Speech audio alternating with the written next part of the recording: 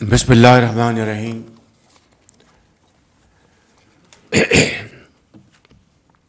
قل یا عبادی الذین اسرفوا علی انفسہم لا تقنطوا من رحمۃ اللہ ان اللہ یغفر ذنوبا جمیعا. صدق اللہ مولانا العظیم. قابل احترام نائب وزیر اعظم محمد اسحاق ڈار صاحب، انتہائی قابل احترام وفاقی کابینہ کے وزراء، ایڈوائزرز، اسپیشل اسسٹنٹس، انتہائی قابل احترام کاروباری حضرات، سرمایہ کار، انویسٹرز، ایکسپورٹرز، بزنس ہاؤسز کے چیئرمین، چیمبرز کے صدور، جنرل سیکرٹریز، ممبران سینٹ و قومی اسمبلی، گورنمنٹ آفیشلز اور آنریبل جرنلسٹ، سول اور ملٹری آفیسرز، خواتین و حضرات، السلام علیکم. آپ سب کو دل کی عطا گرائیوں سے گزشتہ عید مبارک. اور آج ہم یہاں پہ اکٹھے ہوئے ہیں اور میں آپ سب کا شکر گزار ہوں کہ عید کی چھٹیوں کے اگلے دن آپ یہاں پر پورے پاکستان کی نمائندگی کرتے ہوئے یہاں پر تشریف فرما ہیں. تو آج میں عید کے اس موقع کی مناسبت سے پاکستان کی معاشی ترقی، استحکام کے حوالے سے آپ کو ایک ادنیٰ سی خوشخبری سنانے آیا ہوں. اور اس طرح وہ اللہ تعالیٰ کے فضل و کرم سے وعدہ پورا ہوا جو مسلم لیگ کے قائد محمد نواز شریف صاحب نے اپنے منشور میں اس کا اعادہ کیا تھا کہ ہم اگر اللہ تعالیٰ نے ہمیں موقع دیا تو انشاءاللہ ہم معاشی میدان میں آہستہ آہستہ ترقی کی منازل طے کریں گے. میں بجلی کی قیمتوں کے حوالے سے بات کرنے سے پہلے کچھ آپ کو ماضی کے جھروکوں میں ماضی کے حوالے سے کچھ گزارشات کرنا چاہوں گا کہ ہم نے یہ پرخطر اور انتہائی دشوار گزار اور کن کن چیلنجز کا ہمیں سامنا کرنا پڑا جب ہم نے حکومت کی ذمہ داری سنبھالی. تو پاکستان کے سر پر ڈیفالٹ یعنی دیوالیہ کی دیوار یا دیوالیہ ہونے کی دیوار یا تلوار کہہ لیجئے، وہ لٹک رہی تھی. اور کاروباری حضرات بجا طور پر اور پوری قوم عمومی طور پر خوف زدہ تھی کہ حالات کس کروٹ بیٹھیں گے. عدم استحکام عروج پر تھا اور یقین مانیے کہ IMF بات سننے کو تیار نہیں تھا. اور حالت زار یہ تھی کہ ایندھن اور بنیادی ضروریات کی امپورٹس کے لیے LC کھولنے کے لیے بے پناہ مشکلات کا سامنا کرنا پڑ رہا تھا. میں تفصیل میں جائے بغیر یہ کہوں گا کہ بعض اوقات مجھے خود پوری کوشش کے ساتھ LC کھلوانے کے لیے ہمیں تگ و دو کرنی پڑتی تھی تاکہ کہیں خدا نخواستہ پاکستان میں تیل کی یا دوسری جو اسینشل آئٹمز ہیں ان کی شارٹیج نہ ہو جائے اور بجلی کے کارخانے چلانے کے لیے پیسے نہیں ہوتے تھے. یہ تھی وہ حالات، صورتحال جس کا ہم سب کو اور پوری قوم کو اس کا سامنا تھا. اور پاکستان کو ڈیفالٹ کے کنارے پر لانے کے لیے اور پاکستان کو افراتفری کا شکار کرنے والے خوشی سے مرے جا رہے تھے کہ ان کو یہ یقین کی حد تک ان کو یہ بات پختہ ہو گئی تھی ان کے ذہنوں میں کہ کچھ ہو جائے اب پاکستان کو ڈیفالٹ سے نہیں بچایا جا سکتا. ان کے خیال میں یہ اسی طرح ناممکن تھا جس طرح کہ تقدیر سے کسی کی موت کا وقت آ جائے تو اس کو کوئی ٹال نہیں سکتا. اسی طریقے سے اس ٹولے کا یہ پختہ یقین تھا کہ پاکستان ڈیفالٹ ہوا کہ ہوا. اور اس میں یہ ٹولہ تمام حدیں پار کر گیا. اور یہ وہی ٹولہ ہے جس نے IMF سے کیے ہوئے اپنے معاہدے کو خود توڑا اور اسے معطل کر دیا گیا. پاکستان کو ڈیفالٹ سے بچانے کے لیے جو دن رات کوششیں ہو رہی تھیں ان میں پہاڑ نما رکاوٹیں کھڑی کی گئیں. کون نہیں جانتا کہ وہ کون سے وزرائے خزانہ تھے جنہوں نے IMF کو خط لکھے تھے اور IMF کے پروگرام کو بحال کروانے میں انہوں نے ایک انتہائی گھنونا کردار ادا کیا. اور اس طرح اپنی سیاست کو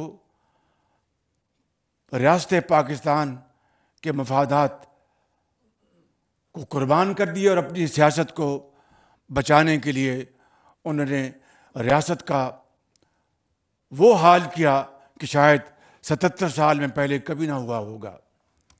بہرکیف جسے کہتے ہیں مدعی لاکھ برا چاہے تو کیا ہوتا ہے، وہی ہوتا ہے جو منظور خدا ہوتا ہے. میں سمجھتا ہوں کہ یہ وہ اللہ تعالیٰ کی کمال مہربانی ہے کہ پاکستان دیوالیے سے بچ گیا اور دن رات کی محنت اس مالک حقیقی نے قبول کر لی.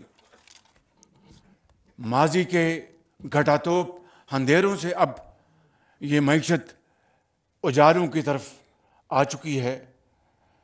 معیشت میں بنیادی استحکام آ چکا ہے اور اس کے لیے میں پوری قوم، کاروباری برادری، پاکستان کے عوام اور خاص طور پر عام آدمی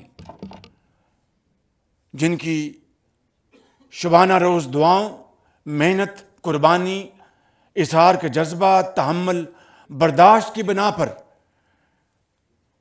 اور میرے قائد محمد نواز شریف کی قدم قدم پر میری رہنمائی یہ شامل حال رہی.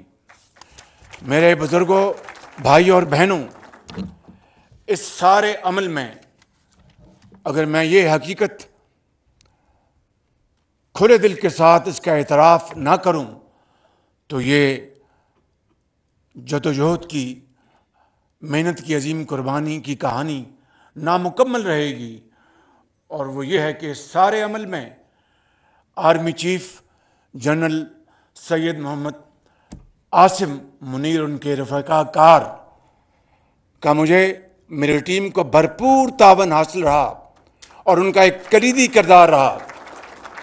میں سمجھتا ہوں کہ ملک و قوم کی ترقی اور خوشحالی کے حوالے سے نہ صرف ان کی کاوشیں بلکہ اس پوری ٹیم کی اور جو لوگ اس ہال میں موجود نہیں ان سب کی کاوشیں اللہ تعالیٰ کے ہاں منظور ہوئیں، اور آج ہم استحکام معیشت کے اس ایجنڈے پہ کھڑے ہیں جو سفر شاید پہلے سے بھی زیادہ چیلنجنگ ہو، لیکن وہاں پر ہم نے میکرو اکنامک جو انڈیکیٹرز تھے ان میں ہم استحکام لے کے آئے۔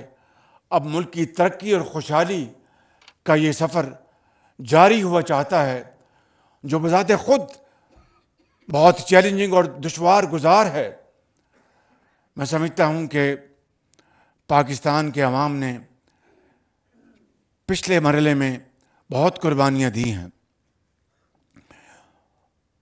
یہ وہ وقت تھا جب کہ ایک پینشن لینے والا جب بجلی کا بل ادا کر دیتا تھا تو اس کو یہ علم نہیں ہوتا تھا کہ میں اپنے غریب بیمار بچے کی دوا کہاں سے لے کے آؤں گا۔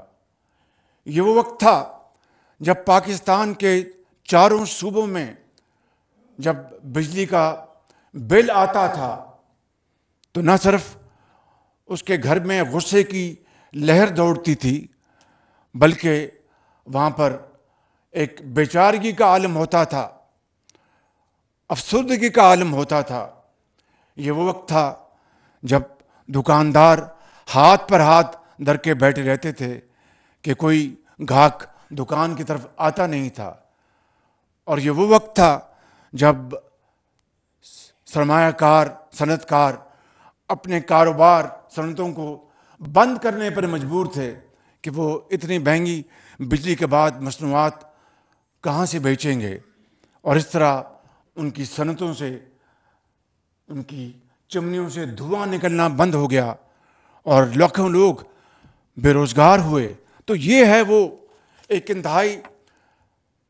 انتہائی سخت مشکلات کا سامنا اس قوم نے کیا ہے، اور یہ احساس ہمیں ہر وقت ہونا چاہیے کہ ہمیں عام آدمی کی ان عظیم قربانیوں کو کبھی نہیں بھولنا چاہیے۔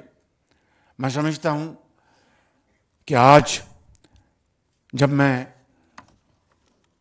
ایک ادنا سا شخص مگر قوم کے لیے ایک عید کا تحفہ پیش کرنے جا رہا ہوں تو آج اس ریلیف کے حوالے سے میں ایک مرتبہ پھر پوری قوم کا شکریہ ادا کرتے ہوئے یہ کہنا چاہوں گا کہ اب ہمیں ان مسائل کو جنہوں نے پاکستان کے اندر 77 سال میں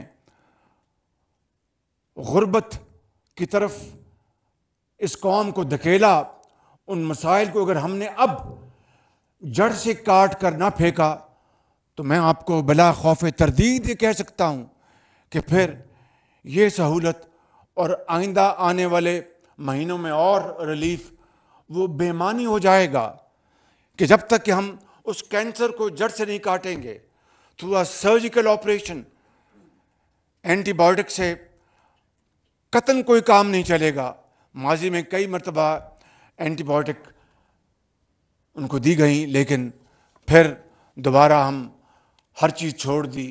آج ہمیں سرجری کرنی ہوگی اور تب جا کر انشاءاللہ آپ دیکھیں گے کہ پاکستان ضرور اپنا اقوام عالم میں عمومی طور پر اور اسلامی بلاک میں خصوصی طور پر اپنا کھویا ہوا مقام حاصل کر کے رہے گا، مگر اس کے لیے درست اور کڑے فیصلوں کی ضرورت ہے جو ابھی ہم نے پچھلے 1 سال میں کیے ہیں، اور ہمیں منزل کی طرف اب ہم قدم تیزی سے آگے بڑھا رہے ہیں جس کا پوری قوم کو ایک مدت سے انتظار تھا۔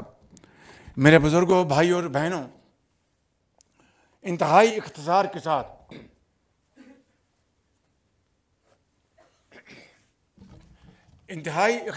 ساتھ میرا وہ کپ لے آنا، یہ کہنا چاہتا ہوں کہ میرے قائد محمد نواز شریف نے منشور میں اس بات کو درج کروایا تھا کہ انشاءاللہ مہنگائی جو 2024 میں پہنچ چکی تھی اس کو 2026 میں سنگل ڈیجٹ میں لے آئیں گے. لیکن اس اللہ تعالیٰ کے بے پایاں فضل و کرم ہے کہ آج ابھی ہم 2025 میں ہیں تو مہنگائی سنگل ڈیجٹ میں آ چکی ہے. سنگل ڈیجٹ کا مطلب 9.5% بھی ہو سکتا ہے, 9% بھی ہو سکتا ہے. لیکن یہ مہنگائی آج الحمدللہ 1.5% تک آ چکی ہے. 38% سے یہ اس مالک کا کرم ہے اور پوری قوم کی دعائیں, قربانیاں اور محنت اور اصرار کا نتیجہ ہے, اور یقیناً وفاقی حکومت اور صوبوں کی مشترکہ کاوشوں کا نتیجہ ہے. اسی طریقے سے آپ کے صرف ذہن میں رہنا چاہیے کہ پچھلے ایک سال میں پیٹرول کی قیمتیں, جن میں یقیناً میرا اور آپ کا کوئی خاص عمل دخل نہیں ہے کیونکہ عالمی منڈیوں میں ان کی قیمتوں کا انحصار زیادہ ہے, بہر کیف پچھلے ایک سال میں پیٹرول کی قیمتیں ان میں 38 روپے کمی آئی فی لیٹر. اور بتانا یہ مقصود ہے کہ پوری اس خطے میں پیٹرول کی قیمتیں آج بھی پاکستان میں سب سے کم ہیں. اور اسی طریقے سے آپ کو اچھی طرح علم ہے کہ کاروباری حضرات میرے محترم یہاں بیٹھے ہیں اور بڑے بڑے نامی گرامی الحمدللہ صنعت کار بیٹھے ہیں. 22.5% جو شرح سود تھی پالیسی ریٹ وہ آج 12% پہ آ چکا ہے اور یقیناً ان کے کاروبار میں جان پیدا ہوئی ہے.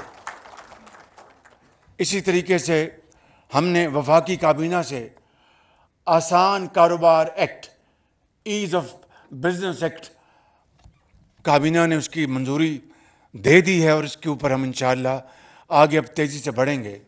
ان حوالوں سے اور بھی اشاریے ہیں لیکن میں آپ کا وقت نہیں ضائع کروں گا.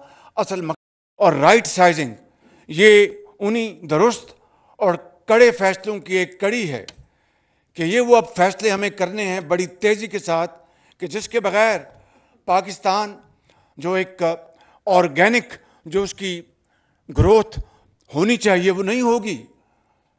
اس لیے کہ IMF کے پروگرام کے ہوتے ہوئے آپ کو کوئی سبسڈی نہیں دی جا سکتی. اور میں سمجھتا ہوں کہ ان کاروبار میں, ان مدات میں وہاں پر خود نیچرل گروتھ ہونی چاہیے, وہاں پر سبسڈی کے ذریعے اس کاروبار کو چلانا میں سمجھتا ہوں کہ اپنے آپ سے زیادتی کرنے کے مترادف ہے. اسی حوالے سے 800 ارب روپے سالانہ آپ کے SOEs کے ہر سال ڈوب جاتے ہیں. اس غریب قوم کا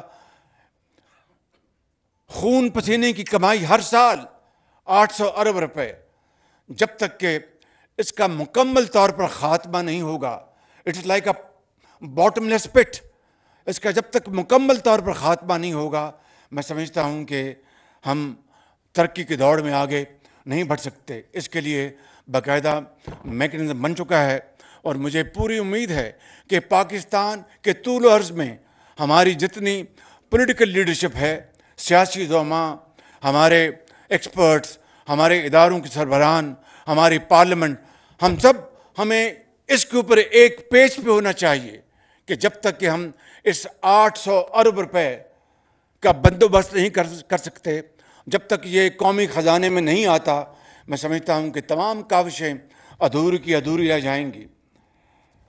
اسی طریقے سے جہاں پر کاروبار کے لیے, صنعت کاری کے لیے میں بہت جلد اپنے صنعت کار بھائیوں اور ایکسپورٹرز سے دوبارہ میٹنگز کا ایک اور میں سلسلہ شروع کرنے والا ہوں, وہاں پر فیصلے کرنے ہیں ہم نے انشاءاللہ.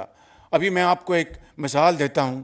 ابھی روزوں کے درمیان یا شاید روزوں سے ذرا پہلے ایک میٹنگ کی اپنے ہمارے جو ایگری بزنس کے ایکسپرٹس ہیں, تو ان میں سے ایک صاحب نے مجھے کہا کہ وزیر اعظم کئی سالوں سے ہم لکھ رہے ہیں کہ جناب یہ جعلی جو ہماری جو بیج کی کمپنیاں یہ اپنا بنی ہوئی ہیں ان کو ختم کریں, کبھی کسی نے سنا نہیں.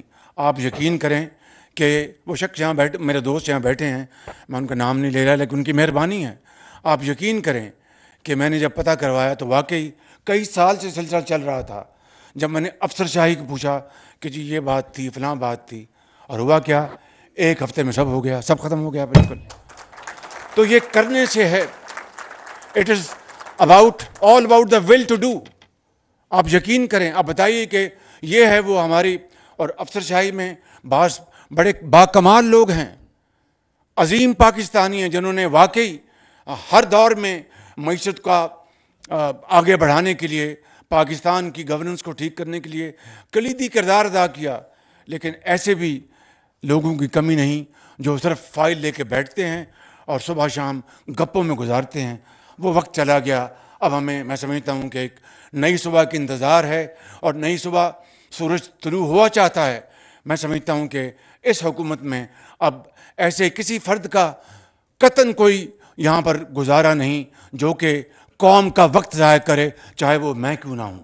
میرے بزرگوں، بھائی اور بہنوں، میں یہ کہنا چاہتا ہوں کہ اس سال گو کہ یہ پروگرام ہمارا IMF کے ساتھ طے ہوا، لیکن اس کو آپ جو بھی کہیں، اس سال، پچھلے سال ہماری جو ٹیکس کی جو ہماری جو ریسیٹس تھیں ان میں 30% اضافہ تھا. اس سال ہم تقریباً 35% جو محصولات ہیں اس میں اضافہ کرنے جا رہے ہیں. گو کہ یہ بھی IMF کے ساتھ جو ہمارا جو کمٹمنٹ ہے یہ اس سے کم ہے، لیکن ماضی کے مقابلے میں ایک شاندار مثال ہے، اور اس میں تالی دونوں ہاتھوں سے بجتی ہے. یہ خالی FBR کا اکیلے کا کمال نہیں، انہوں نے بڑی محنت کی، ساتھ صنعت کاروں نے، ساتھ ہمارے ٹیکس پیئرز نے، ٹریڈرز نے، سب نے اس میں اپنا حصہ ڈالا ہے. اور اس کی وجہ یہ ہے کہ آج اگر ہم نے یہ 30 یا 35% ہم اضافہ کر لیں گے تو اسی پروپورشنیٹلی آپ کو قرضوں میں، آپ قرض لینے میں آپ کو سہولت ملے گی، آپ قرض کم لیں گے.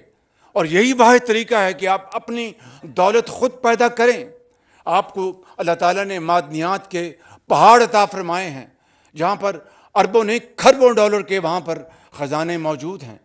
اور 77 سال میں ہم نے اس بارے میں کتنی پیش رفت کی، کسی کو اس کا الزام دینے کی ضرورت نہیں، مجھ سمیت ہم سب اس کے ذمہ دار ہیں. اور میں سمجھتا ہوں کہ آج اسی حوالے سے اگر زراعت کو دیکھیں تو زراعت پاکستان کی جو معیشت ابھی بھی اس میں اتنی سخت ہے کہ 6 مہینے میں اس کو ٹرن اراؤنڈ کر سکتی ہے. لیکن وہاں پر آپ دیکھیے کہ آج ہم اربوں ڈالر کے ہم کاٹن امپورٹ کر رہے ہیں، اربوں ڈالر کی کاٹن. اور اس کے علاوہ مزید کئی ایسے چیلنجز ہیں جس کا میں یہاں پر ذکر نہیں کرنا چاہتا. صرف بڑے ادب سے، انتہائی عاجزی سے عرض کرنا چاہتا ہوں کہ ہمیں مل کر اگر ہم اس ملک کی خدمت کریں گے، چاہے آپ سامنے آپ سرمایہ کار ہوں، صنعت کار ہوں، ٹریڈرز ہوں، آپ ہمارے عظیم ایمبیسڈرز ہیں باخدا جو پاکستان کے لیے ایک ایک ڈالر کمانے کے لیے آپ تگ و دو کرتے ہیں. یہاں پر ہمارے سیاستدان بیٹھے ہیں، ایکسپرٹس بیٹھے ہیں، پروفیشنل بیٹھے ہیں. آپ سب پاکستان کے عظیم آپ ایمبیسڈرز ہیں جو کہ ملک کو چلانے کے لیے بہتر گورننس مہیا کر رہے ہیں. تو میں سمجھتا ہوں کہ زندگی میں بار بار موقع نہیں آتے. اللہ تعالیٰ نے یہ پھر ایک موقع عطا فرمایا کہ پاکستان کے اندر ایک استحکام پیدا ہو چکا ہے. اب اڑان اگر ہم نے بھرنی ہے تو ایک ان ویورنگ کمٹمنٹ کے ساتھ، تو میرا یقین کامل ہے کہ انشاءاللہ اللہ تعالیٰ کے فضل و کرم سے ہم بہت جلد وہاں پہنچ جائیں گے جس کے لیے حضرت قائد اعظم اور لاکھوں لوگوں نے وہ خواب دیکھا تھا جب انہوں نے ہندوستان سے ہجرت کی تھی اور راستے میں لاکھوں لوگ شہید ہو گئے اور انہوں نے خون کے دریا عبور کیے. تو میں سمجھتا ہوں کہ آج پاکستان آپ سے پکار کر اس بات کا تقاضا کر رہا ہے کہ آؤ اور مجھے بناؤ اور عظیم بناؤ. اور آپ ایک عظیم قوم کے عظیم سپوت ہیں. مجھے اس میں کوئی بات نہیں کہنے میں کہ اللہ تعالیٰ کے فضل و کرم سے آپ میں یہ تمام آپ میں جوہر موجود ہے، تمام آپ میں یہ کوالٹیز موجود ہیں.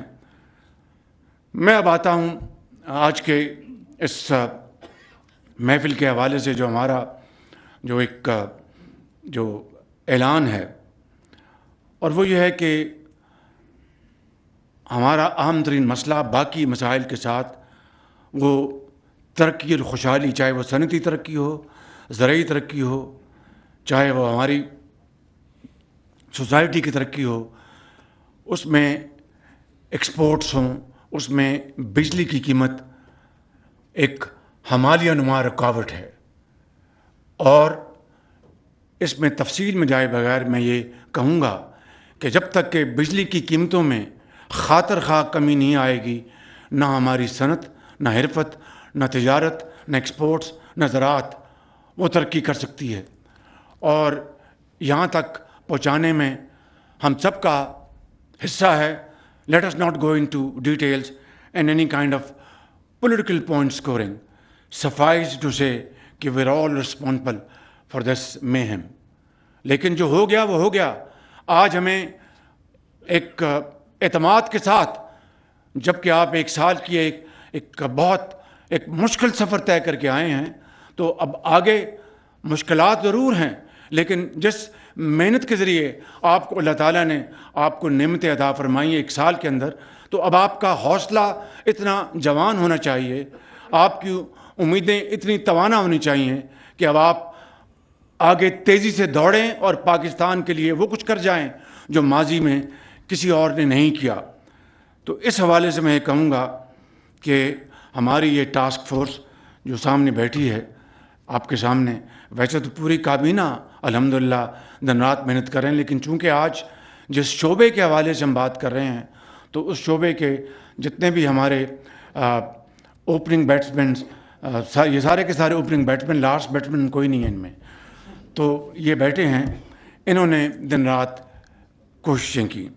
اور ٹاسک فورس نے through imagination, innovative process, through out of box thinking, انہوں نے بڑے بڑے اچھے آپشنز وہ لے کے آئے. اور پھر یقین کریں کہ IMF کو قائل کرنا بذات خود ایک کار عدالت تھا. میں اس کی مثال آپ کو کھلے دل سے بیان کرنا چاہتا ہوں. مثال کے طور پر آپ کو یاد ہوگا کہ عید سے ذرا پہلے جو کچھ ہر 15 میں جو تیل کی قیمتیں بڑھتی ہیں، کم ہوتی ہیں، تو پھر ہم عوام کو وہ پاس آن کر دیتے ہیں ایز اٹ از. تو اس 15 میں ہمیں تیل کی قیمتیں کم ملیں. میں نے قوم سے خطاب نہیں کیا، ایک اسٹیٹمنٹ دی کہ اس کو ہم ریٹین کر رہے ہیں، اس بچت کو قوم کو پاس آن نہیں کر رہے، یہ ہم بجلی کی قیمتیں کم کرنے میں اس کو ہم استعمال کریں گے. IMF نے اس سے پہلے بھی ہمیں انکار کر دی، یہ نہیں ہو سکتا، یہ بالکل ممکن نہیں ہے. پھر ہم نے ہمت نہیں ہاری، پھر پورا زور لگایا اس پوری ٹیم نے. یقین کریں آپ، انہوں نے بات کی.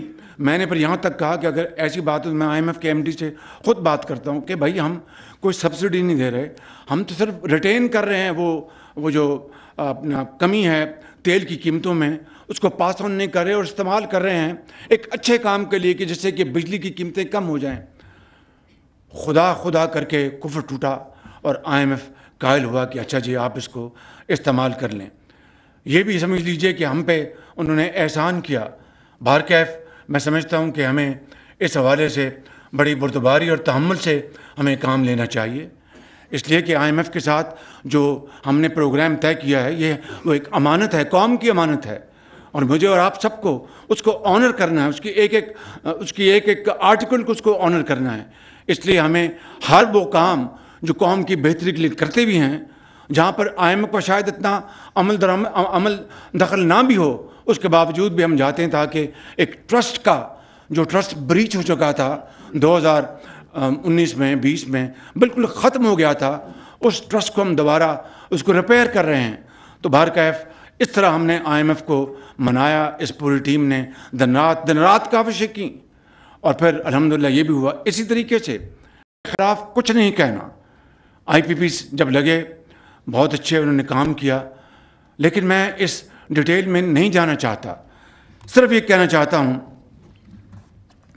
کہ IPPs کے ساتھ نیگوسیشن ہوئی اس سال میں کہ بھئی آپ نے بہت کما لیا، 100% نہیں، 200% نہیں، کئی 100% کما لیا. اس کے علاوہ اور بھی جو گڈیز ہوتی ہیں وہ بھی آپ نے حاصل کر لیں. تو اب قوم کو اس کا اس کا فائدہ دیں، آئیں ہم ہمارے ساتھ نیگوشیٹ کریں، کیونکہ آپ کو اللہ تعالیٰ نے نہ صرف اس بزنس میں اور بزنس میں بے پناہ دیا ہے.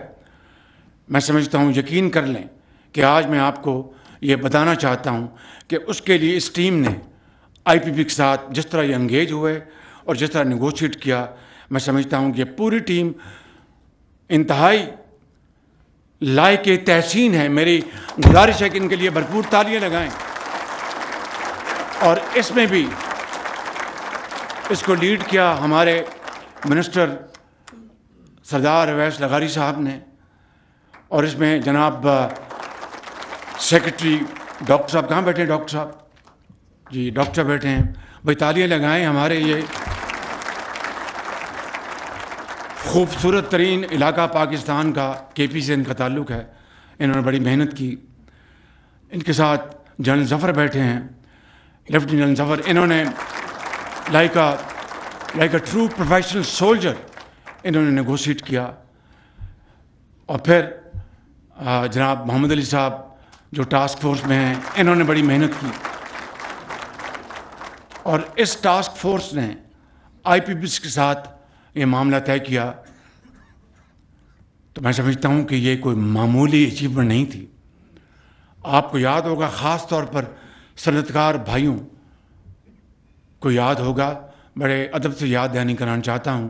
شاید 2016-17 میں بھی یا 18 میں بھی ایک ایسی، یا 18-19 میں یا 20 میں ایسی ایفرٹ ہوئی تھی، لیکن وہ دھری کی دھری رہ گئی تھی. اس سے زیادہ میں کچھ نہیں کہنا چاہتا.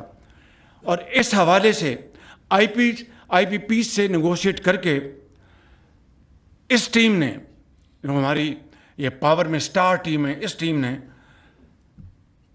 3,696 ارب روپے جو کہ آئندہ آنے والے سالوں میں مطلوب تھے، جو پے ہونے تھے، وہ پیمنٹ نہیں ہوگی. اب 3,696 ارب روپے.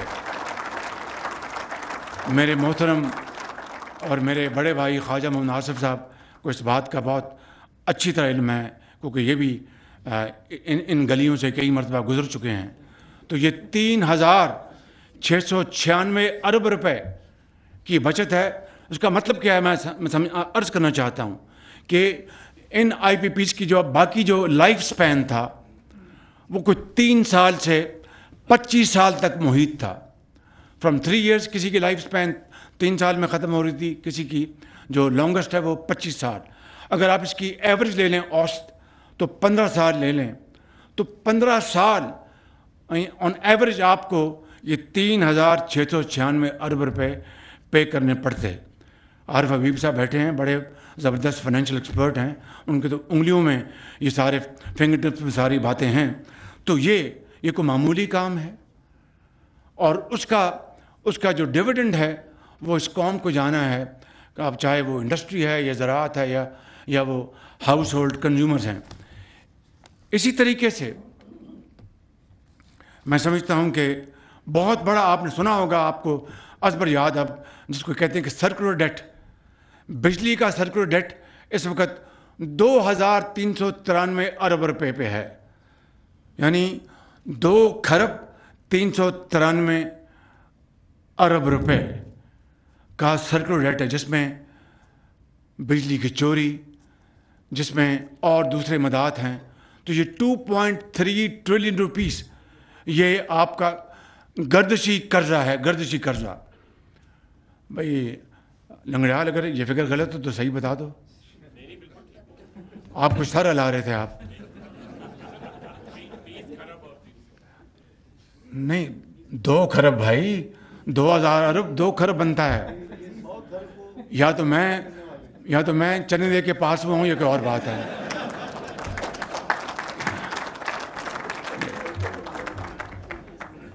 آپ ماشاءاللہ بہت قابل ہیں، میں آپ کی قابلیت کو سلام کرتا ہوں، لیکن چھوٹی موٹی غلطی تو انسان غلطی کا پتلا ہے نا.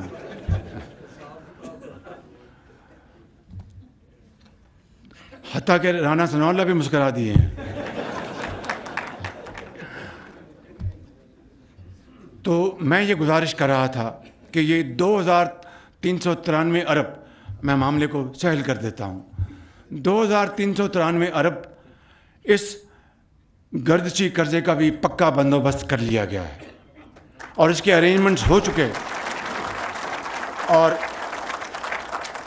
اگلے 5 سال میں انشاءاللہ بتدریج یہ گردشی قرضہ انشاءاللہ پھر گردش کبھی نہیں کرے گا، اور انشاءاللہ یہ ہمیشہ کے لیے ختم ہو جائے گا، بشرطیہ کہ ہم نے اپنے اسلوب، اپنے چال چلن کو تبدیل کیا، جو کہ شرط اول ہے، بنیادی شرط ہے۔ اسی طریقے سے میں آپ کو عرض کرنا چاہتا ہوں کہ ان کے ہاں جو جینکوز جو ہیں، جن کو سرکاری جو پاور پلانٹس ہیں، آئی پی پیز یہ پرائیویٹ پاور سیکٹر ہے، جینکو سرکاری، اس میں جنگ ہے، جنگ جو کہ سالہ سال سے، اگر دہائیوں سالہ سال سے بند پڑے ہیں وہ پلانٹس، 1 کلو واٹ وہاں سے بجلی پیدا نہیں ہوتی، مگر سال کی اربوں روپے کے پرکس اینڈ پریولیجز ادا کیے جا رہے ہیں۔ جس طرح کے درختوں پر روپے لگیں اور آپ اتار کر ان کی تنخواہیں دیں گے، اس سے بڑا اس قوم کے ساتھ ظلم کیا ہو سکتا ہے؟ اور اس کا الٹیمیٹ، اس کی ریفلیکشن کہاں ہوگی؟ یہی بجلی کی قیمتیں مہنگی ہوگی، اس میں نقصان ڈالیں گے، چوری کا بھی، جینکوز کا بھی، اور دوسری مدات میں۔ تو یہ وہ میں نے جو عرض کی کہ یہ وہ اسٹرکچرل ریفارمز ہیں، یہ وہ کینسر ہے جس کو ہمیں جڑ سے کاٹنا ہوگا اس مرتبہ۔ تو ابھی میں نے پورے زور و شور کے ساتھ ان کو کہا کہ اس جنگ کو بیچیں بازار میں شفاف طریقے سے۔ اب پہلی 1 سال بعد الحمدللہ اسی شہر رمضان میں پہلی جو یہ جنگ کی جو لاٹ ہے، یا اس کو کہہ لیں جو بھی آپ کہہ لیں، بیچ ہے، اس کو شفاف طریقے سے انہوں نے بیچا ہے، اور 9 ارب روپے ان کو انشاءاللہ محصول ہوں گے۔ اور آپ اندازہ کریں کہ 9 ارب روپے محصول ہوں گے یہ بیچنے سے، اور ان کی بڑی حفاظت کے لیے جو بند پڑے تھے، زنگ آلودہ تھے، 7 ارب روپے سال کا خرچہ تھا۔ اب یہ وہ یعنی دلخراش واقعات ہیں جو کسی ایک حکومت کے پیدا کردہ نہیں، یہ 77 سال کا جو بوجھ ہے پہاڑ نما، جس کے نیچے ایک قوم دب رہی تھی۔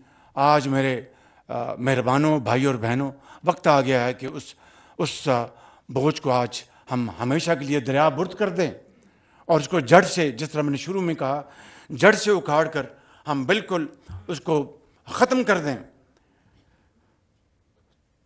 تو میں اب آپ کی خدمت میں یہ عرض کرنا چاہتا ہوں، ایک اور واقعہ سنا کر میں اب اصل موضوع پہ آتا ہوں۔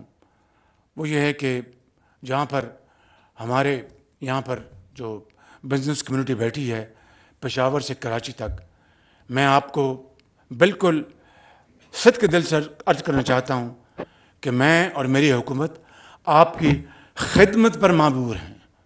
ہمیں توانا کرنا ہے، ہمیں امپاور کرنا ہے، ہمیں آپ کو آگے بڑھانا ہے۔ اس کے لیے جو کچھ بھی ہم سے بنا انشاءاللہ ہم آپ کے قدموں میں نچھاور کریں گے۔ لیکن جب آپ کماتے ہیں، اللہ تعالیٰ آپ کو اپنا 100 گنا نہیں 1000 گنا اور آپ کو دے، کیونکہ پھر آپ نے واپس قوم کے اوپر آپ نے لگانا ہے، کارخانے لگانے ہیں، آپ نے ایکسپورٹس کرنی ہیں۔ تو وہاں پر ٹیکس بھی جو ہے وہ ایک لازم و ملزوم ہے۔ اگر ہم ٹیکس نہیں پے کریں گے اور قرضے لیتے جائیں گے تو پھر آنے والے وقتوں میں سب ہمیں بائے بائے کہہ دیں گے۔ آج وقت آ گیا ہے کہ آج آپ نے اپنے زور و بازو سے اپنے مخالفین کو بھی، اپنے جو آپ کے جو ساتھی ہیں ان کو بھی آپ نے یہ پیغام دے دیا ہے کہ we have the capacity to turn around things through dint of hard work and untiring efforts. تو وہاں پر ٹیکس مہیا کرنا دینا یہ ہم پر سب پر لازم ہے۔ آپ نے سنا کہ وہ ونڈ فال ٹیکس، اور یعنی سالوں سے اس پر اسٹے آرڈر چل رہے ہیں، سالوں سے، اور پھر ہمت باندھی اسی ٹیم نے۔ کوئی جادو منتر نہیں ہے، کوئی اور طریقہ نہیں ہے، محنت سے، کمٹمنٹ سے اسی ٹیم نے، جب لا منسٹر، اٹارنی جنرل اور FBI کے چیئرمین سب مل گئے، اکٹھے ہو گئے، بیٹھے کمرے میں کہ بھئی کس طرح کریں۔ میں گیا چیف جسٹس آف پاکستان ان کی خدمت میں حاضر ہوا، ان کو یہ گزارشات کی، اور میں سمجھتا ہوں کہ انہوں نے ایک لمحہ ضائع کیے بغیر مجھے کہا کہ وزیر اعظم آپ آئے ہیں، یہ آپ کا نہیں، یہ پوری قوم کی یہ ذمہ داری ہے، یہ میری ذمہ داری ہے۔ میں انشاءاللہ انصاف کا جو کرینہ اس کو پروموٹ کرتے ہوئے میں انسٹرکشن دوں گا کہ انصاف پر مبنی فیصلے جلد کیے جائیں۔ اس کے بعد سندھ ہائی کورٹ کا اسٹے خارج ہوا، 23 ارب روپے ایک ہی دن 23 ارب روپے تھے، شام کو 23 ارب روپے خزانے میں موجود تھے۔ ماضی میں اگر آپ دیکھیں تو ملی بھگت سے اسٹے آرڈر اور پھر اللہ اللہ خیر صلی اللہ۔ میں نے یہاں پر ایف بی آر کی جیب میں بیٹھے ہیں اور گورنر اسٹیٹ بینک یہاں موجود ہیں، یہاں پہ گورنر اسٹیٹ بینک نہیں ہے یہاں پہ، تو میں نے اسی دن فون کیا اور میں نے ان کو ایک مثال سنائی، میں آپ کو سنا دیتا ہوں۔ ہوا یہ کہ لاہور میں اورنج لائن بن رہی تھی، وہاں پر ایک تھا کانٹریکٹر، نام میں نہیں لینا چاہیے کہ مناسب نہیں، کوئی ہمیں پبلسٹی نہیں کرنی، اللہ تعالیٰ پردے رکھتا ہے تو ہماری کیا مجال ہے۔ اس نے شالامار کے پاس جو اورنج لائن کی سول کنسٹرکشن تھی، وہاں پر میسو جو تھے اس کے پیرامیٹرز، اس کو فل آؤٹ کر رہا تھا اور بجری سیمنٹ یا سسریا کم ڈال رہا تھا۔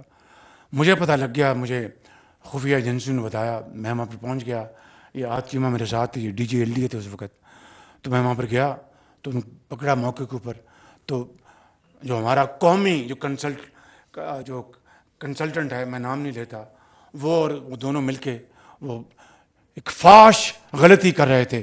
اگر خدا نخواستہ وہ نہ پکڑا جاتا تو قوم کو کوئی حادثہ پیش آتا تو میں نہ دنیا میں نہ اگلے جہان میں کوئی منہ دکھانے کے قابل رہتا۔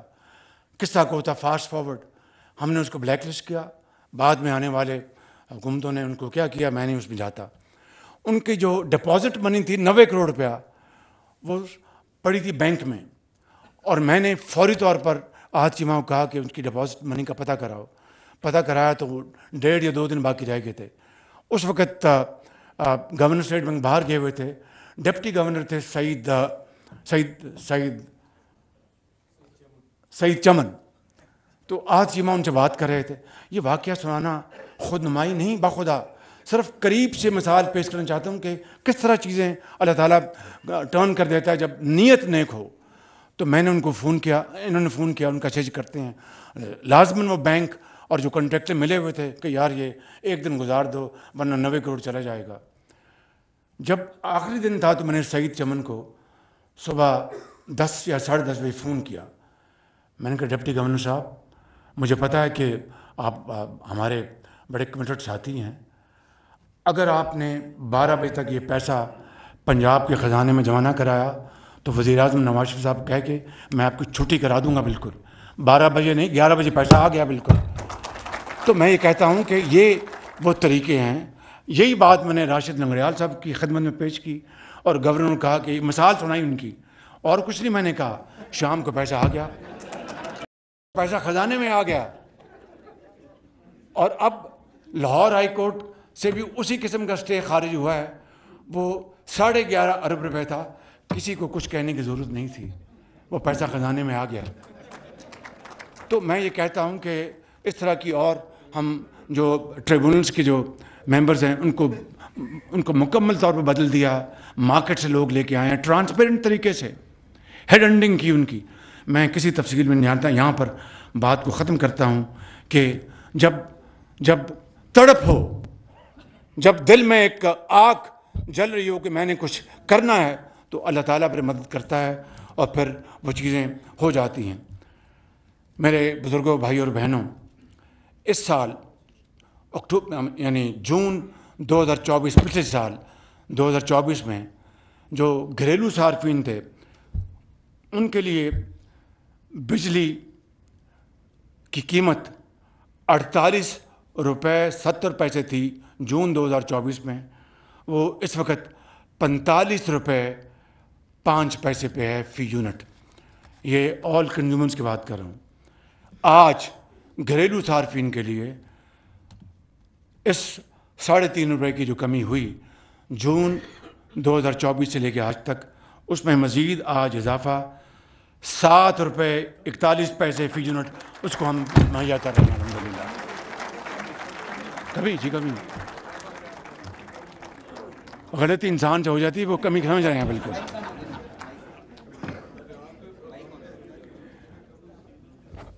بھائی مائک پر ہی رکھو، ٹوٹ نہ جائے کہیں. تو اس میں آج مزید ₹7.41 فی یونٹ کمی ہم اس کا اعلان کر رہے ہیں، اور یہ تمام صارفین کو اب بجلی اوسطاً ₹34.37 فی یونٹ فراہم کی جائے گی انشاءاللہ. اسی طریقے سے جون 2024 میں صنعتوں کے لیے فی یونٹ بجلی کی قیمت ₹58.50 تھی. جون 2024 میں صنعتوں کے لیے بجلی کی قیمت پر یونٹ ₹58.50 تھی، جو بعد کے مہینوں میں ہماری سب کے مشترکہ کاوشوں سے اب تک ₹48.19 ہو چکی ہے. یعنی جون 2024 سے اب تک اس میں ₹10.30 کی کمی لائی جا چکی ہے.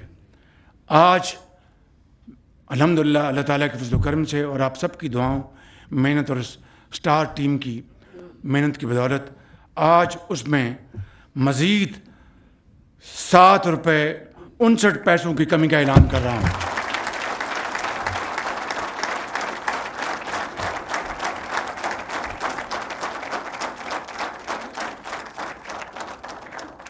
میں اس حوالے سے تمام گھریلو صارفین، نوجوانوں، کسان بھائیوں، صنعتی اور کاروباری برادری اور بزرگوں اور بہنوں سب کو اس ادنا ریلیف، ادنا میں اس لیے کہہ رہا ہوں کہ یہ بڑی کاوشوں سے، ان جینون میتھڈ سے یہ حاصل کیا گیا ہے. جو آگے جو ریفارمز اور اسٹرکچرل چینجز کرنی ہے اس کی طرف میں ابھی 1 منٹ میں آ رہا ہوں. یہ اس کی بدولت آج یہ اس کا اعلان کیا گیا ہے. اللہ تعالیٰ اس میں برکت ڈالے اور آپ سب کو مبارک ہو، اور اس طریقے سے آپ اپنی جو صنعتی لاگت، زرعی لاگت، ایکسپورٹ میں آپ جو زیادہ بہتر طور پر مصنوعات کو کمپٹیشن کے مقابلے میں لا سکتے ہیں. انشاءاللہ آپ دن رات محنت کریں گے تو اس میں اللہ تعالیٰ بہت برکت ڈالے گا. میرے بزرگوں، بھائی اور بہنوں، اب آنا ہے کہ جو اگلا مرحلہ کیا ہے. 600 ارب روپے سال کی چوری ہوتی ہے. 600 ارب کر دیا گیا ہے، لیکن اس چوری کا مکمل ہمیں خاتمہ کرنا ہے. آپ میں سے ہر ایک جو اس ہال میں تشریف فرما ہے یا پورے پاکستان میں جو 24 کروڑ عوام ہیں، اگر کوئی دکاندار ہے تو وہ ایمانداری سے بجلی کا بل دیتا ہے، اور ساتھ والا دکاندار نہیں دیتا تو اٹس این انہیلدی کمپٹیشن. اگر میاں صاحب ایکسپورٹس کرتے ہیں ایمانداری سے اور ان کا مد مقابل وہ اس میں ڈنڈی مارتا ہے تو اٹس انہیلدی کمپٹیشن. نہ صرف آپ کے اندر مقابلے کی سخت کو ذوف پہنچتا ہے، قومی خزانے کو اس کا بہت نقصان پہنچتا ہے، اور اس کا الٹیمیٹ اس کا نقصان بوجھ کون برداشت کرتا ہے؟ غریب آدمی، یتیم بیوہ اور اپنا یتیم بچے. تو میں سمجھتا ہوں کہ 600 ارب روپے چوری اس کو مکمل طور پر بند کرنا ہے. اسی طریقے سے اوپن مارکیٹ قائم کر کے بجلی کو مزید سستا کرنا ہے.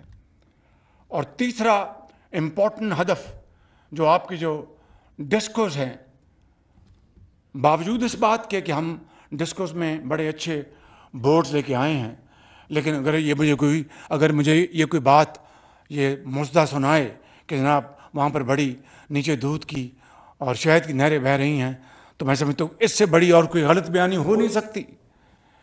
عام صارف کو تنگ کیا جاتا ہے، ہر کام کے لیے پیسے لیے جاتے ہیں، لہٰذا ان ڈسکوز کو فوری طور پر ہمیں ان کو پرائیویٹائز یا پرومشلائز کرنا ہوگا. اس کے علاوہ اور کوئی طریقہ نہیں ہے.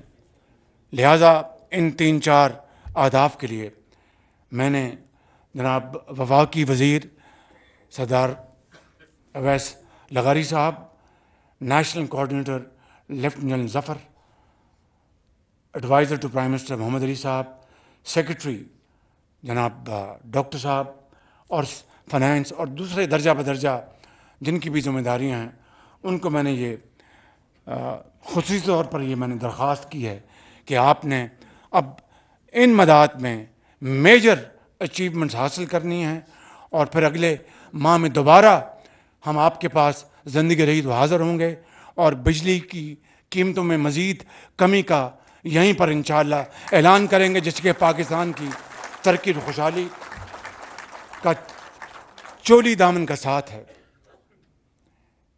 مجھے امید ہے کہ ہمارا نوجوان کسان، دہقان، تاجر، exporters, industrialist, traders, small and medium enterprises, cottage industry, سب دن رات مل کر کام کریں گے، اور حکومت پاکستان ان کو گائیڈ کرے گی، ان کی خدمت کرے گی. میں خود اس حوالے سے آپ کا چیف ایگزیکٹو آفیسر ہوں، نہ کہ پرائم منسٹر.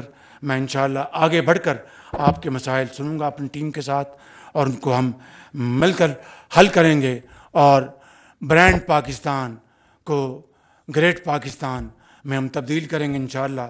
اور یہ برانڈ نہ صرف پاکستان میں، پوری دنیا میں انشاءاللہ یہ چھائے گا ضرور. محنت، مسلسل محنت اور محنت کے ذریعے، اور انشاءاللہ پاکستان خود پاؤں پہ کھڑا ہوگا، خود انصاری کے سفر پر ہم رواں دواں ہوں گے. اس کے لیے میں ایک مرتبہ پھر اپنے قائد محمد نواز شریف صاحب اور تمام سیاسی زعماء، اس پولیٹیکل گورنمنٹ، کولیشن گورنمنٹ کے ہمارے ساتھی جناب آصف علی زرداری صاحب، بلاول بھٹو صاحب، جناب خالد صدیقی صاحب، جناب سردار خالد لغاری صاحب، جناب چودھری شجاعت حسین صاحب، اور جناب ڈاکٹر مالک صاحب، اور اعجاز الحق صاحب، علیم خان صاحب، اور جی میں نے خالد مقصد صاحب نام لیا، میں نے سردار خالد مقصد اور ان تمام دوستوں کا، اور جن کا نام نہیں لے سکا میں معافی چاہوں گا، ان سب کا شکریہ ادا کرتا ہوں کہ جنہوں نے میری سارے اس کاوش میں رہنمائی کی. اور میں ختاماً ایک مرتبہ پھر آپ سب کا دل کی اتھاہ گہرائیوں سے شکریہ ادا کرتا ہوں، فرداً اجتماعاً اس شاندار ٹیم کا. اور اس معاملے میں جس طرح میں نے آپ کو بتایا تھا کہ بعض ایریاز نو گو ایریاز تھے، اور ان میں جناب سپہ سالار جنرل سید عاصم منیر صاحب کا بہت شکر گزار ہوں کہ اللہ تعالیٰ نے ہمیں آج یہ دن دکھایا. یہ ریلیف پاکستان کو مبارک ہو. انشاءاللہ اس طرح کے آئندہ بے شمار ریلیف ہم بھی اور آپ بھی دیں گے، اور پاکستان کایا پلٹ دے گا، اور ہمسائے کو عظیم شکست ہوگی. آج نہیں تو کل ضرور ہوگی انشاءاللہ. پاکستان پائندہ باد.